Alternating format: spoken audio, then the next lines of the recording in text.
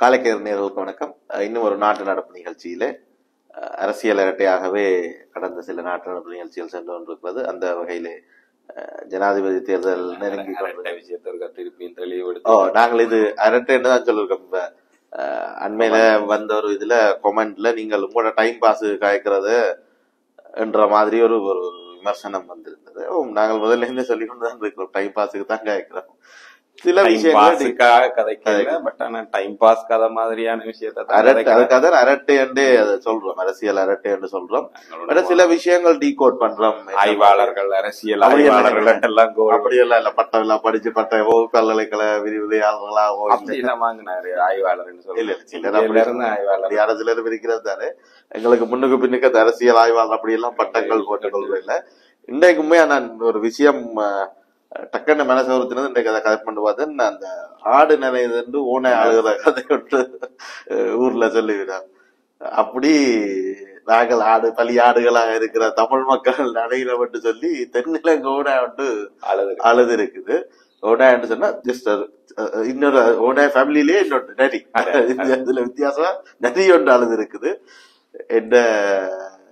என்ன நடந்தது தமிழ் மக்கள் அனுர வடிவுக கோணம் நாட்டின் ஜனாதிபதி கவலைப்பட்டிருக்கார். அவர் யாழ்ப்பாணம் வரைக்குல அவருக்கு பேசுறதுக்கு இருந்த ஒரே விஷயம், அதுல சிக்கல் என்னன்னா அனுரவ யாழ்ப்பாணத்து மக்கள்கிட்ட வில்லனா காட்டித்தான் தனக்கு ஓட்டு சேர்க்கணும்ன்ற லெவலுக்கு தான் ஜனாதிபதி இருக்கிறாருன்றதுதான். இல்ல உண்மையாதான் அப்படியே ஸ்ட்ராங்கா அவர் அனுரவ நம்புறாரு பாருங்க. இல்ல உண்மையா அவருக்கு சஜித்துக்கு கவுண்டர் ஒன்றும் செய்யலாமல் இருக்கு அவருக்கு. என்ன சொன்னா இப்ப ஒரு 5 வருஷத்துக்கு முதல்ல வரைக்கும் 2 பேரும் அடிப்படையில நான் நினைக்கிறேன்னா அவர் இப்ப தனக்கான புலனாய்வு தகவல்கள்ல அடிப்படையா தங்கி இருப்பாரு நினைக்கிறோம். அவருக்கு அது வெளியில எங்களுக்கு வெளியில தெரியாது, ஆனா அவருக்கு தகவல் தெரியுது. டெய்லி அவருக்கு அந்த தகவல் கிடைச்சு கொண்டே இருக்கும். அந்த தகவலை மைண்ட்ல வச்சுக்கொண்டுதான் அவர் தொடர்ச்சியா பேசிக்கொண்டிருக்கிறாரு. அதனாலதான் அவருக்கு யாரை டார்கெட் பண்ணணும்ன்றதுல எது வேலை செய்யுது தகவல்கள் தான் இங்க வளர்ந்து கொண்டிருக்கிறார். கண்டிப்பா இல்லையா இங்க வடக்குல என்னத்துக்காக அனுராவை இந்த மாதிரி கோத்து விடும். அவர் என்ன சொல்றாருன்னா ரணில் விக்ரமசிங்க அனுர வடக்குல பேசின ஒரு பேச்சுல, நீங்கள் வடக்கு மக்கள் தெற்குல எல்லாரும் எனக்கு தான் வாக்களிக்கிறதுக்கு ரெடி ஆயினா என்ன ஜனாதிபதி ஆக்குறது அந்த வார்த்தைகள்ல சொல்லி இலகுவா சொல்றேன். என்ன ஜனாதிபதி ஆக்குறதுக்கு அனுரகுமார திசாநாயக்க ஜனாதிபதி ஆக்குறதுக்கு இத்தனை பேர் கேக்குறாங்க.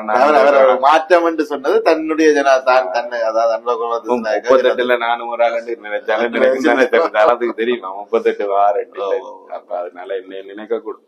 சோ அதனால அனுரகுமார திசாநாயக்கவை தெரிவு செய்யறதுக்கு தெற்கு மக்கள் தயாராகிவிட்டார்கள்.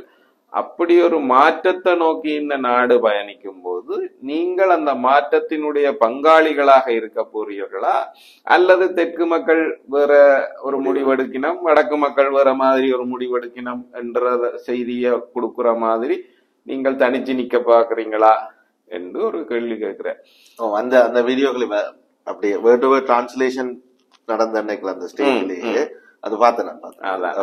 அவருடைய கேள்வி அதுதான். என்ன நீங்களும் இந்த நாடு வழக்கமாக பச்சையும் நீளமும் ரெண்டு மாறி மாறி குத்தி வந்த ஒரு கலாச்சாரத்தில இருந்து சிவப்புக்கு குத்துறதுக்கு ரெடி ஆயிட்டது.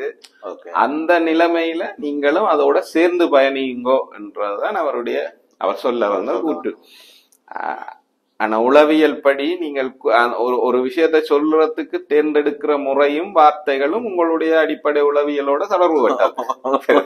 அதனால அவர் நான் இப்ப சொல்ற அடிப்படையிலான்னு சொன்னாருன்னு இல்ல. அதை நாங்க உளவியல் ரீதியா ஆய்வு செய்ய போனோம்னா வேற விஷயங்கள் வரலாம். இப்ப எங்களை டாக்கெட்டு இல்ல அது எங்களுக்கு டாக்கெட்டா நடியும் தான் ஓனாயின்தான், அதை விடுங்க. சிக்கல் என்னன்னா ரணில் விக்ரமசிங்கவுக்கு அவர் என்ன சொல்றாருன்னா தமிழ் மக்களை வெறுட்டினமா ஏவிபி வெறுட்டுதான். சோ அப்ப ஒரு கருத்தியல் ரீதியா வெறுட்டினதே பிள்ளை. 2 விஷயத்துக்காக மன்னிப்பு கேட்கணும் பண்றார். ஒன்று யாழ்ப்பாணத்துக்கு நீங்கள் தமிழ் மக்கள் அப்படி மிரட்டினது போல ஓகே தெற்கு மக்கள் எல்லாரும் மாறி வாக்களிக்க போயினா நீங்கள் மட்டும் வாக்களிக்காம இருக்க போறீங்களா, அந்த மக்கள்ல இருந்து நீங்கள் தனியா பிரிஞ்சு போய் நிக்க போறீங்களா என்று அவர் சொல்லி விரட்டினதே விளைவுகள் எல்லாம் என்ற மாதிரி எல்லாம் விரட்டினதே தவறு என்றார். அந்த கருத்து தன்னுடைய வார்த்தையால அப்படி அவர் சொன்னதே தவறுன்னு சொல்றார். அதுக்காக ஒரு மன்னிப்பு கேட்கணும்.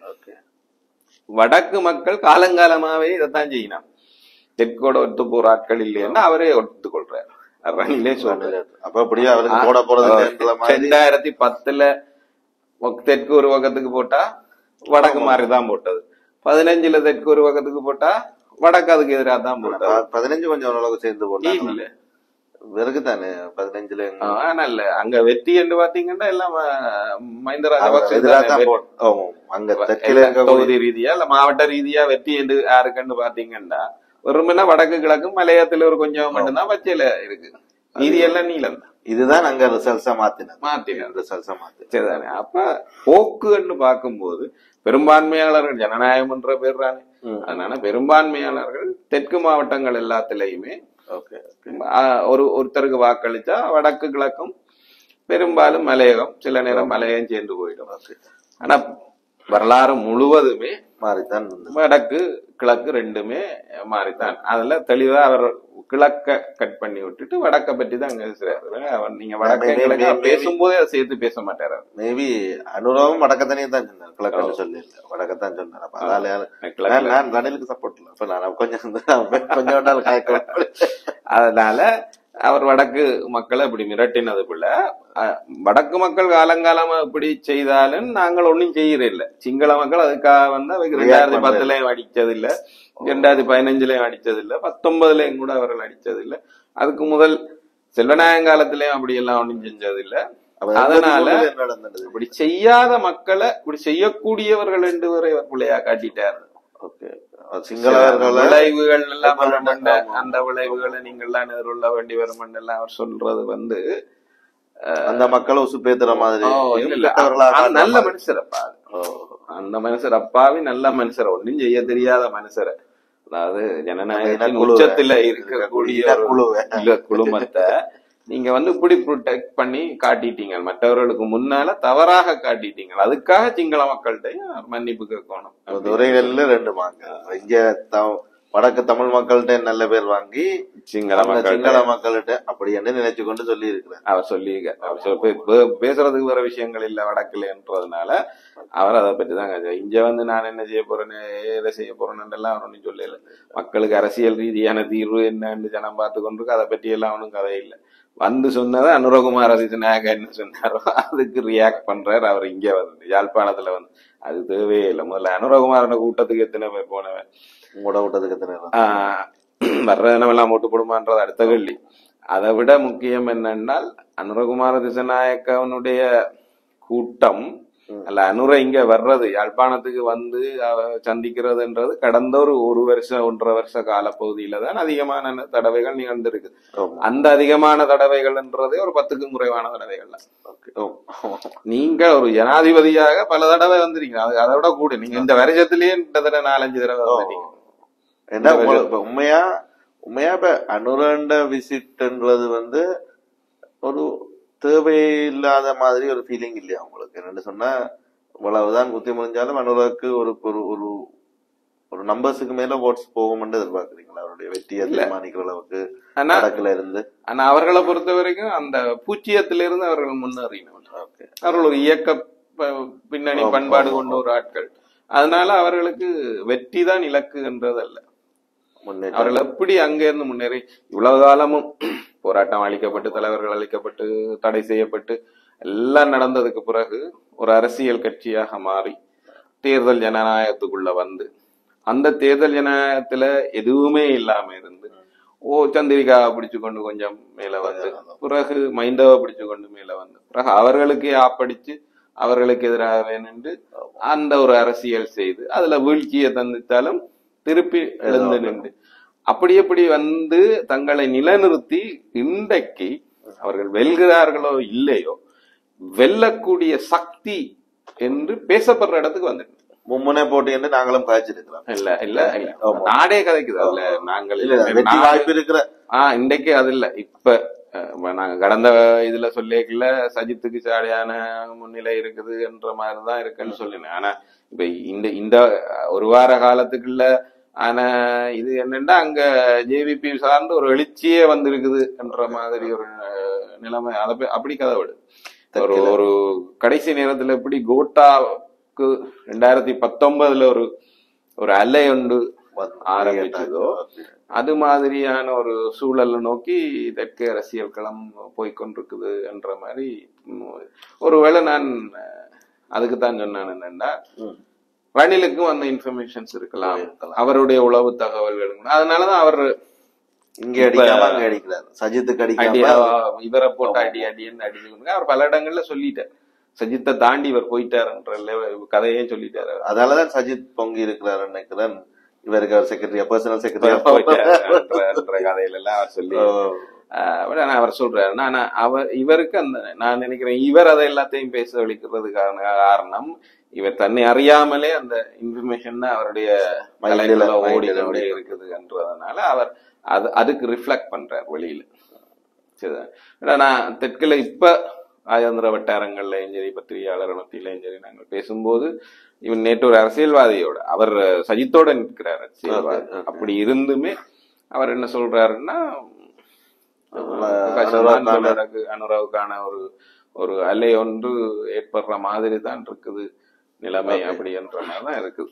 அப்ப அது எப்படி பாக்கலாம்? நாங்க இப்ப சஜித்தை ரிப்ளேஸ் பண்ணிருக்கிறாரு, இல்லாட்டில் ரணில ஓவர்டேக் பண்ணிருக்காருன்னு பாக்கலாமா? இல்லாட்டில் எப்படி இல்ல இப்ப என்னன்னா எல்லாமே அந்தந்த இடத்துலதான் இருக்கு நமக்கு, சரிதானே? ஆனா அந்த தகவலும் மக்களுக்கு தெரியுது. இந்த ரேஸ்ல வெரி க்ளோஸ் ரேஸ். இதுல யாரு முன்னோக்கி போவினம்ன்றது தெரியாத அளவுக்கு ஒரு ரேஸா நடக்குது. இதுல யாரையாவது புஷ் பண்ணி விட்டா அவர் வென்றுவார் என்ற சிந்தனை கொண்டு கூடி இருக்கிற ஆட்கள்கிட்ட வரும் இல்ல. அப்படி வரும்போது அப்ப அந்த தேர்வு யார்? இந்த இப்ப வெற்றியாளர் மீது கட்டக்கூடிய குதிரைகளா இங்க இல்ல. அது சொல்லிதா இல்ல. வெற்றி குதிரை என்ன தெரிஞ்சா நாங்க எல்லாருமே அதுல பந்தயம் கட்டுறது தயாரா இருக்கோம். ஈஸியா 50+1 வந்துடும். இப்ப இங்க அது இல்ல. அப்ப இப்ப என்னன்னா 3 குதிரையுமே இருக்குது.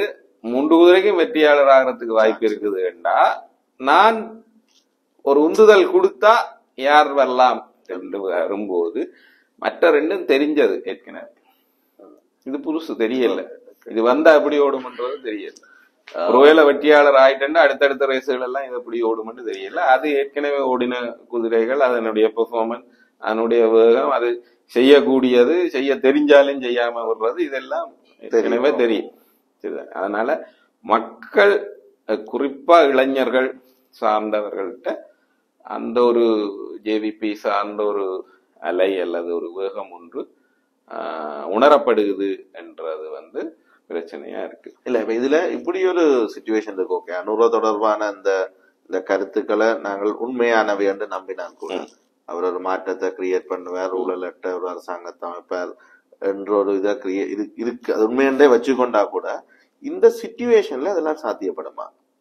இதற்கு வர்றதுக்கு முதல்ல அந்த ரணில் விக்ரமசிங்க இடையில விட்டுட்டு அதை முடிச்சு அதுல என்னண்டா அவர் அனுரகுமார சொன்ன விஷயத்தினுடைய கருத்தியல்.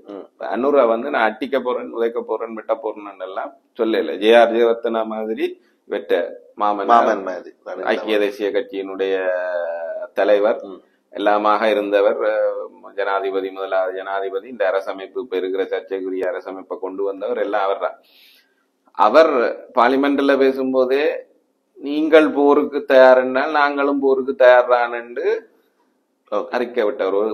ஒரு ஜனாதிபதியாக இருந்து கொண்டு ஏதோ ஒரு ஆயுத குழு அல்லது ஒரு அந்த நேரத்துல அது ஒரு வன்முறை கும்பல் என்று வைங்க.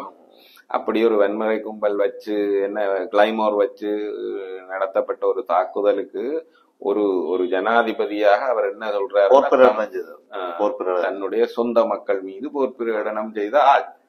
அந்த மாதிரி ஒரு பிரகடனம் அனுரா செய்யல. அனுரா அத முதலே சொல்லிட அது சரியா விளையாண்டா அது தனியான விவாதம். அது ஏன் அப்படி சொல்ல வேணும் என்ற கேள்விக்கு பின்னால் ஒரு உளவியல் இருக்கத்தான். அவருடைய அணுகுமுறை உளவியல். அது மட்டும் இல்லாமல் அந்த காலத்துல அவருடைய அந்த அறைகூவல் என்றதும் இல்லாட்டி அந்த எச்சரிக்கை முறை என்றதும் இந்த காலத்துல என்றது கண்டிப்பா மாறி. நாங்கள் நாகரிகத்தின் உச்சத்துல நிக்கிறோம். அப்ப இப்படி ஈஸியா அனுரை வந்து இங்க சொல்லிட்டு போறதுன்றது ஒரு சாத்தியப்பாடான விஷயம் இல்லை. அது ஒரு தெரிவு இருந்தாலும் நீங்கள் அதை கண்டிக்கிற உங்களுக்கு என்ன தகுதி இருக்குது என்ற ஒரு விஷயம் இருக்கு இல்லையா? இது அனுரவு என்னது சரி என்றது.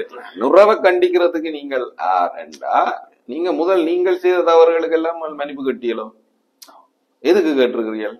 கேட்கணும் சொல்லுவீங்க. நாங்கள் புல செய்த நாங்கள்லாம் ஜெப்னா லைப்ரரி எரிச்சது புலதான், நாங்கள் அதுக்கு மன்னிப்பு கேட்கணும். இப்போ என்ன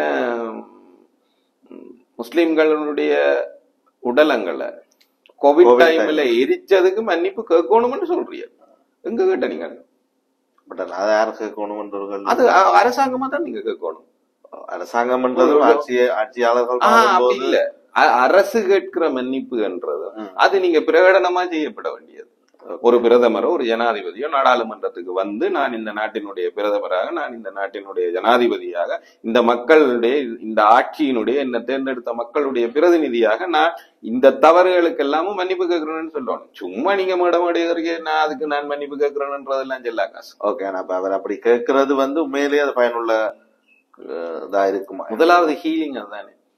அது எங்க மன்னிப்பு கேட்கறதுன்றது இருக்குல்ல, மன்னிப்பு கேட்கறதுன்றதுல இருக்கிற பிரச்சனை என்னன்னா, முதலாவது நீங்க அது செய்தது தவறு என்று ஏற்றுக்கொள்றீங்கள் என்று, அது தவறு என்று ஏற்றுக்கொள்ளணும்ன்றது ஒரு அடிப்படை. இன்னொரு ஆள் செய்த தவறு இன்னொரு ஆள் அவர் துப்புல விட்டவர் தான் அதுக்கான இவருடைய மூதாதையர்கள் தானே. அது அந்த வழித்தோன்றலாக வந்தவர் தான் இவர். ஐக்கிய தேசிய கட்சியினுடைய இன்றைய இதை சொல்லல, லைப்ரரி எரிப்பை பற்றி சொல்லல, நான் இந்த முஸ்லிம்கள ஜனாசாவை எரிச்சதை பற்றி சொல்ல. லைப்ரரி எரிப்பு வந்து அவர் மூதாதையர்கள், அவர் ஒரு அங்கம், அந்த அரசாங்கத்தின் அங்கம். அந்த முடிவும் ஜனாசாக்களை எரிக்கிறது என்ற முடிவும் இலங்கை அரசு எடுத்த முடிவு தானே. இலங்கை அரசு எடுத்த முடிவு. ஆகவே பின்னால வர்ற அரசு இப்ப ஜஸ்டின் ரூட்டோ வந்து கனடாவில அங்க இருந்த பழங்குடி செவ்விந்தியர்களுக்கு எதிராக மேற்கொள்ளப்பட்ட குற்றங்களுக்காக அவர் இன்றைக்கு வந்து பாராளுமன்றத்துல மன்னிப்பு கேட்கிறார். அப்ப நடந்ததுக்கும் இதுக்கும் சம்பந்தமே இல்லை. பலது மிஷனரிஸுக்குள்ளால நடந்த குற்றங்கள் தானே. அவர்களை பிரிச்சு தாய் தந்தையிட்ட இருந்து அந்த இந்திய குழந்தைகளை பிரிச்சு கொண்டு வந்து கன்சன்ட்ரேஷன் கேம்ப் மாதிரி தாங்கள் கல்வி போதிக்கிறோம்னு சொல்லி அடைச்சி வச்சு அவர்கள் இறந்தவர்கள் அங்கேயே புதைச்சு அப்படி எல்லாம் இப்ப எலும்புகள் எல்லாம் எடுத்து பெரிய இதுகள் எல்லாம் நடந்திருக்கு. அப்படிப்பட்ட சம்பவங்கள் எல்லாம் நிகழ்ந்ததுக்கு ஆனா அவர் ஏன் அதுக்கு பொறுப்பெடுக்கிறாருன்னா, அந்த சம்பவங்களை மிஷனரிகள் நிகழ்த்துறதுக்கு அனுமதி கொடுத்து அதை அங்கீகரித்து விட்டது அரசுதான். அதை கட்டுப்படுத்தி இருக்க வேண்டியவர்கள் அரசுதான், பொறுப்பாளி அரசுதான். அப்ப அன்றைக்கு இருந்த அரசு தவறு செய்திருந்தாலும் இன்றைக்கு நான் அது தவறுதான் என்று ஏற்றுக்கொண்டு அவர்கள்ட்ட மன்னிப்பு கேட்கிறது என்றது ஹீலிங்கினுடைய முதலாவது படிமுறை. அரசு தவறுதான் என்றது அறிவிக்கிறது என்றது ஓகே. ஆனா இப்ப மன்னிப்பு கேட்கறதுன்றதுல உள்ள பெரிய மன்னிப்பு கேட்கறத கொடுக்குற அந்த மன திருப்திய வந்து அவர்கள் தவறு செய்தல இருக்கத்தக்கனையா இன்னொருத்தர் மன்னிப்பு கேட்கறது வந்து கொடுக்குமா அந்த இன மக்களுக்குன்றதுதான் கேள்வி. இப்ப இதுல வந்து இப்ப நீங்கள் எங்களோட லைப்ரரி எரிப்புல ஓகே, இது ஐக்கிய தேசிய கட்சியின் ஒரு தொடர்ச்சி, அதுல ஒரு அங்கமாக அந்த காலகட்டத்திலும் இருந்து வந்தவர் என்றபடியால ரணில் விக்ரமசிங்க கேட்கணும் என்று எதிர்பார்க்கல. சரி, இந்த முஸ்லீம்கள் ஜனாசாவை பொறுத்த வரைக்கும் உண்மையில இப்ப 4 ஜெனரேஷனுக்கு பிறகு யாரோ ஒரு கட்சியில இருந்து ஒரு ஆள் கேட்கறதுன்றதோட நாங்கள் இப்ப தவறு செய்தவர்கள் அங்க குத்துக்கள் ஆண்டு இருக்கத்தக்கனையா ஒரு கம்படிட்டரா அவர் அவையில வச்சுக்கொண்டு இவர் மன்னிப்பு கேட்கிறது இந்த அளவுக்கு பொருத்தமா இருக்கும்ன்றது இந்த முஸ்லீம்கள் அரசு முடிவு தானே, அது தவறுதான். நாளைக்கு வந்து அவர்கள் திரும்ப வேற ஒரு கதை சொல்ல முடியாது இல்லையா, ஒரு இது நடந்ததுக்கு பிறகு. இல்ல அதாங்கல, அது தவறு என்று அறிவிக்கிறதுக்கும் அந்த மன்னிப்பு மக்களின் மனங்களை சாந்தப்படுத்தும்ன்றதுக்கும் வித்தியாசம் இருக்குன்னு சொல்றேன். தவறு நிகழ்ந்துட்டது என்றாலே அடிப்படையில 2 தான். ஒன்று மன்னிப்பு கேட்கலாம் அல்லது தண்டனை விதிக்கலாம். இவர்கள் தண்டனைக்கு போக மாட்டோம் தானே ஒரு காரணம். ஆகவே குறைந்தபட்ச நிவாரணமாக மன்னிப்பு கேட்க கோரினமே தவிர இல்லாட்டி நீங்க தவறு கேட்டுக்கொண்டா தண்டனை போகும்.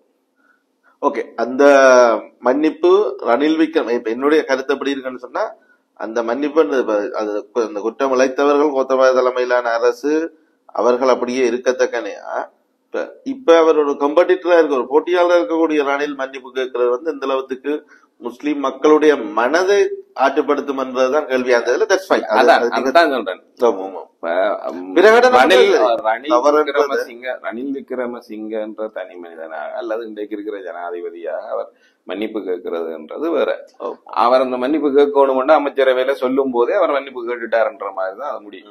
சரிதானே? ஆனா இங்க இது அதல்ல. இந்த அரசு அதை செய்யணும்.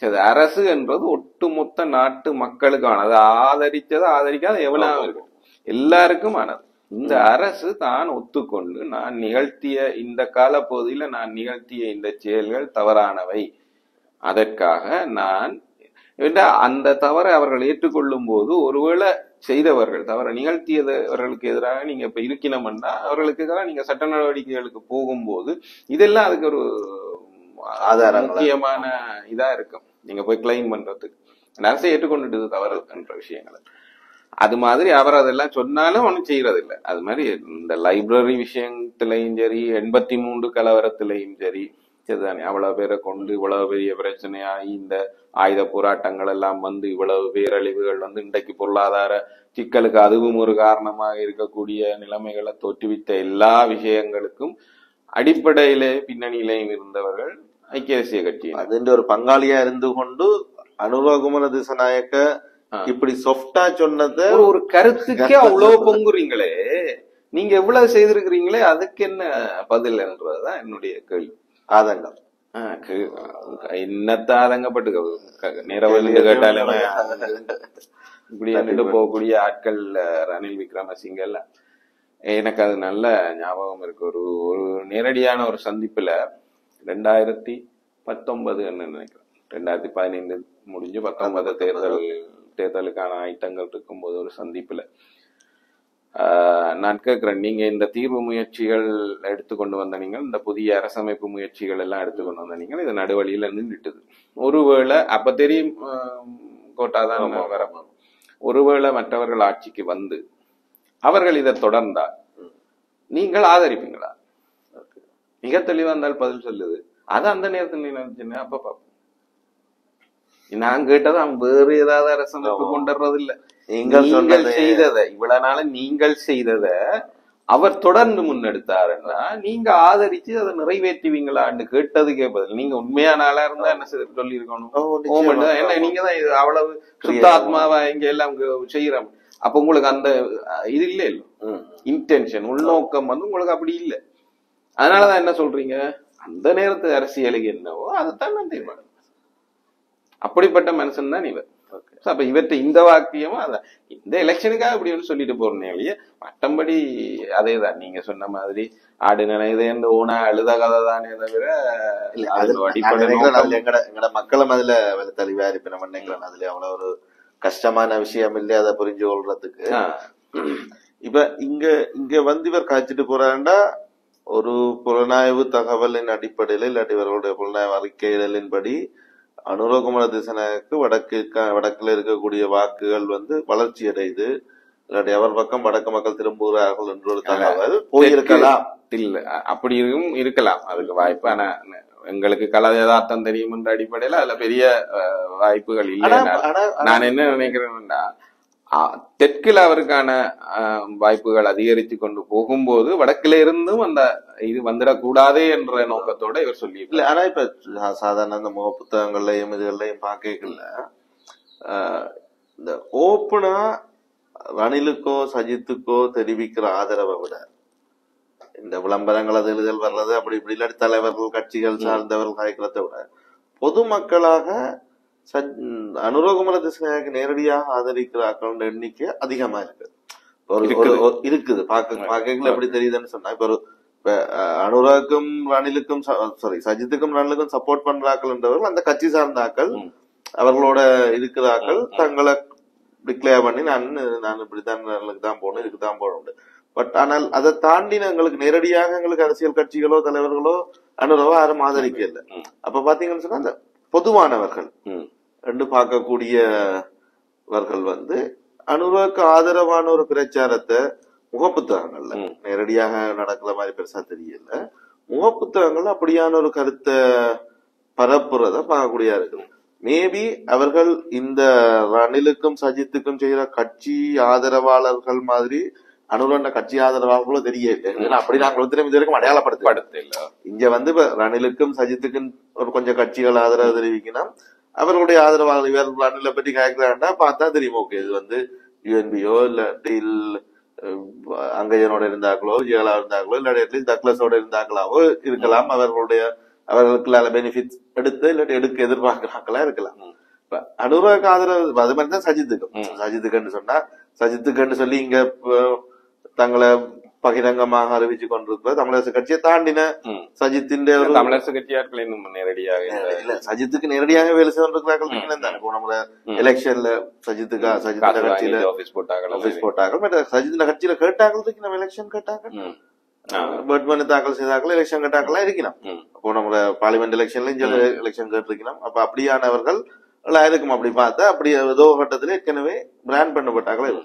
இங்க பாக்கல நான் எனக்கு ரெண்டு சந்தேகம் கொண்டு, அவர்கள் உண்மையிலேயே பொதுமக்கள் தானா இல்லாட்டில் அகைன் எங்களுக்கு இதுவரைக்கும் அடையாளப்படுத்தப்படாத சஜித் ஆதரவாளர்கள் ஒரு டவுட் இருக்கு. அதுல சஜித் இல்ல சாரி அனுரண்ட ஆதரவாளர் இல்லாட்டில் கம்யூனிச சிந்தனையோட இங்க ஜஸ்ட் பேருக்கு 2-3 கட்சிகள் இயங்குது நினைக்கிறேன் தமிழர்கள் சார்ந்து.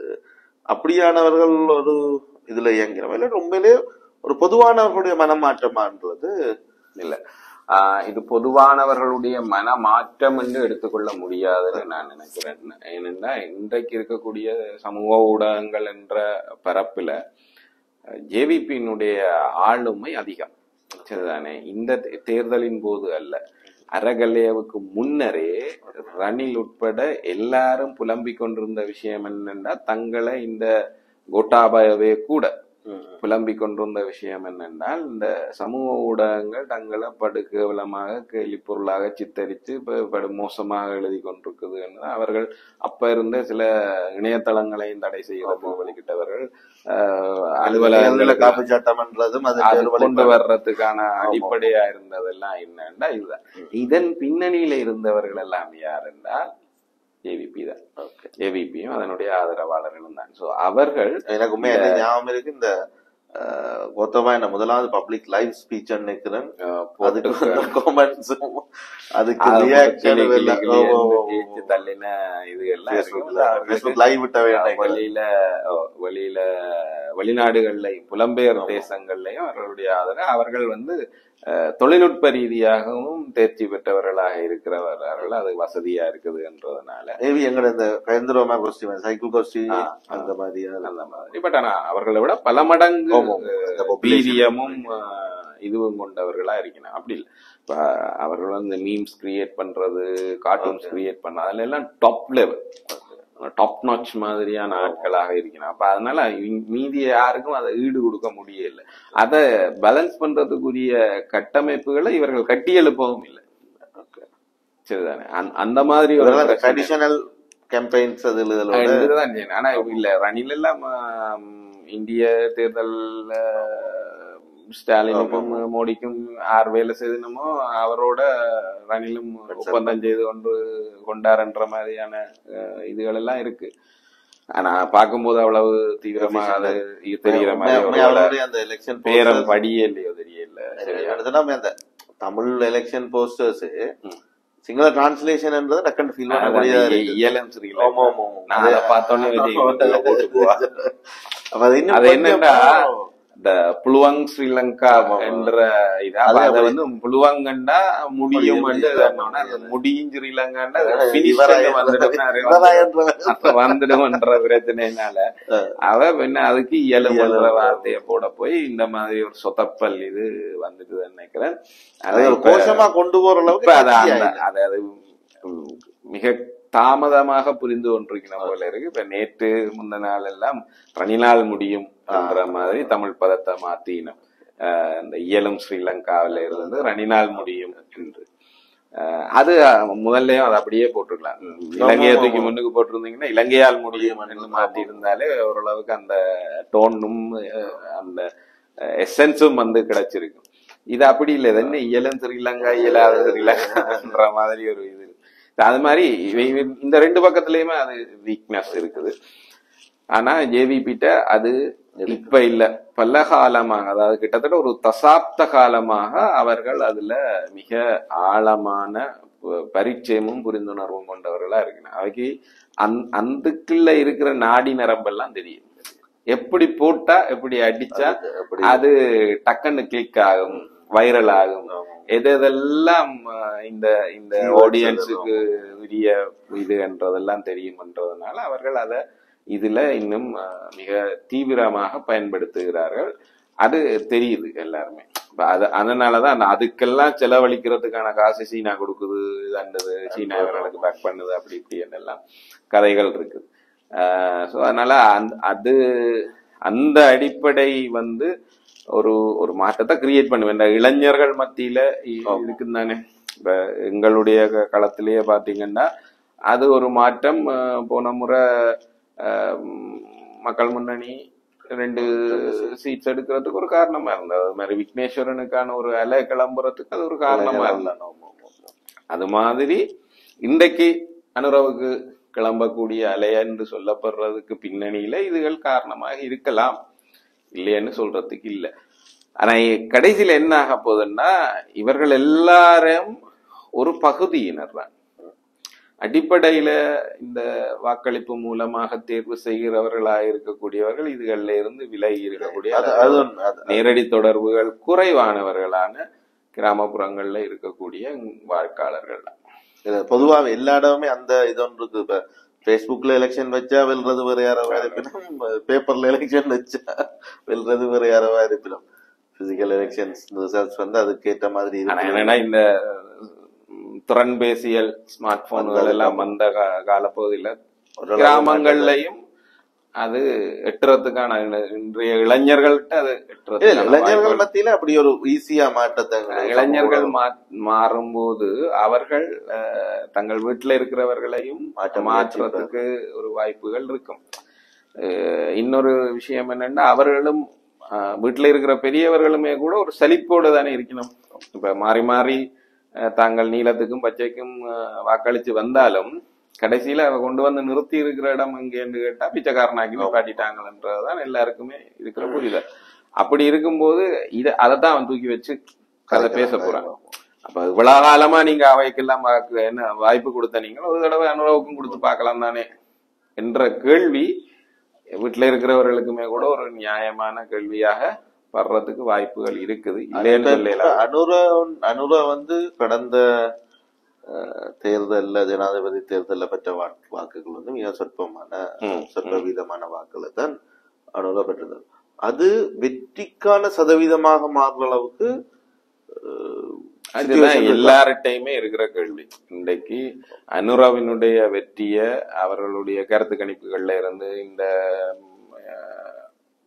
எதிர்ப்பு கூறல்கள் இது எல்லாத்துக்கும் மீறி எல்லாராலையும் கேட்கப்படுற கேள்வி இந்த ஜம்ப் சாத்தியமா, இந்த பாய்ச்சல் என்றது கிட்டத்தட்ட ஒரு 2-3 வீத வாக்கு எடுக்கக்கூடிய ஒருத்தர் 30-40 வீத வாக்குகளுக்கு போறது என்றது அதுவும் ஒரே தேர்தல்ல என்றது. ஆனா வழக்கமான காலப்பகுதியோ வழக்கமான தேர்தல் அணுகுமுறையோ இல்ல இது என்றத நாங்கள் கவனிக்க வேணும். தானே இந்த அறகலையாவுக்கு பிறகான சூழல் ஒன்று இருக்குது. அந்த அறகலைய தோற்றுவித்த சூழல் கால பகுதியில தான் ஜேவிபியினுடைய செல்வாக்கு எழுச்சி வர தொடங்கினார். அறகலையாவுக்கு காரணமாக இருந்தவர்கள் அவரே அனுரகுமார திசநாயக்கவே கூட அதை சொல்றார். இந்த ஒரு பேட்டியில வெளிநாடு ஊடகம் ஒன்றுக்கு கொடுத்த பேட்டியில அறகலையவை வழிநடத்தியவர்கள்ல நாங்களும் ஒருவராக இருந்திருக்கிறோம் என்று சொல்லி இருக்கிறார். அதனுடைய மீதி பங்காளர்களாக இருந்திருக்கக்கூடியவர்கள் வந்து அவர்கள்லாம் இப்ப இந்த மக்கள் போராட்ட முன்னணி என்ற ஒரு புது அமைப்பை ஜனாதிபதி வேட்பாளர் கோபகையை வந்து இறக்கி இருக்கணும். ஆனா அவர்கள் இந்த ஜனநாயக அமைப்புல நம்பிக்கை கொண்டவர்கள் அல்ல. அவர்கள் அதாவது புரட்சியின் மூலமே தான் இது எல்லாத்தையும் மாற்ற முடியும் என்று நம்புகிறவர்கள். ஆனா இந்த சிஸ்டத்துக்குள்ள அவர்களும் தங்களுடைய கருத்தியலை கொண்டு வந்து நிறுத்துறதுக்காக இறக்கி அதை பேசினோம். அப்ப அவர்கள் வந்து ஒரு கட்டமைப்பு ரீதியான மாற்றத்தையோ அல்லது இப்ப இருக்கிற முறைமைக்குள்ள அவர்கள் வந்து மிக தெளிவாக பொருந்தி போகாத ஒரு நிலைமையில மக்களுக்கு இருக்கக்கூடிய தேர்வு என்றது இந்த ரெண்டும் வேண்டாம், நீலமும் பச்சையும் வேண்டாம் என்று மக்கள் தீர்மானித்தா அடுத்து வாய்ப்பு கொடுக்க இருக்கக்கூடியது.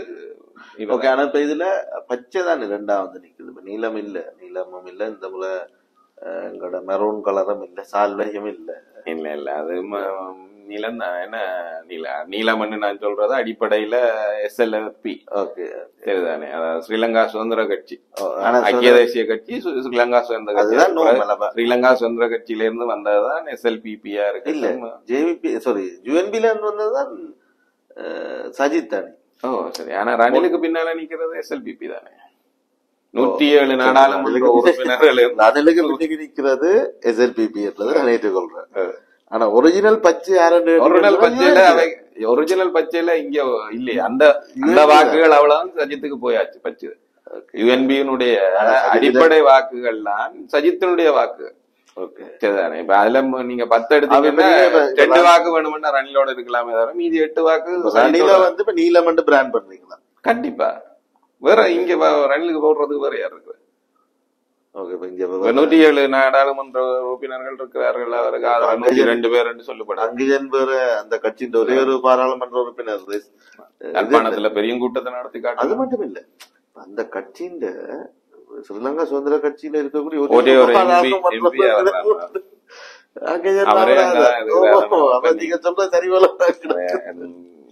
தமிழ் சிறுவர் நாட உலகத்திலயும் எங்கள்கிட்ட ஒரு கதையும் இருக்கு. நீலஜாயம் பூசிக்கொண்ட நரி நீலஜாயம் பூசிக்கொண்டு வந்திருக்கிறீங்க. அதுல மாற்றம் கிடையாது. அவருக்கு ஐக்கிய தேசிய கட்சி வாக்குகள் வர்றதுக்கான வாய்ப்புகள் மிக மிக குறைவு. அதுக்கு வாய்ப்பு இல்லை. அவருக்கு அந்த வாய்ப்பு இருக்குமாக இருந்தால் சஜித்தின் கட்சி தாக்கு பிடிக்காது.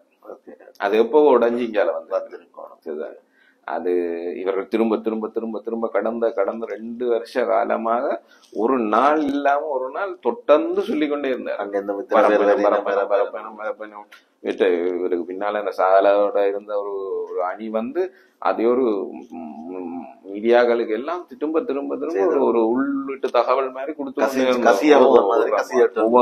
ஒரு கிழமைக்கு ஒரு இது இன்றைக்கு 20 பேர் வரையும், அந்த 30 பேர் வரையும், 50 பேர் வரையும், அப்படி எல்லாம் ஒரு இது சொல்லி கொண்டு வந்து கடைசி ஒரு திரும்ப போன தலதாத்து குரலையும் MP பதவியை ராஜினாமா பண்ணி போட்டுதான் போயிருக்கலாம். அந்த மாதிரி ஒரு இது.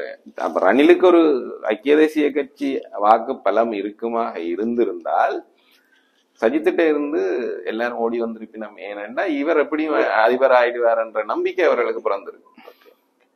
அதிகாரத்தை ஒட்டித்தான் எப்படியும் அவை இருக்க பாப்பினோம். சரிதானே. இப்ப சஜித்தா ரணிலான்னு வரும்போது யார் அதிகாரத்துல இருக்கணுமோ அவரை அண்டி ஓடுறதுக்கு தான் அவ விரும்பி அரசியல்வாதிகள். சரி, பார்க்கலாம். இப்ப இன்னும் ஒரு நான் நினைக்கிற ஒரு 10 நாள் 12 நாள் இருக்கிற ஒரு நிலைமையில இன்னும் ஒரு தளம்பல் நிலை இருக்குது.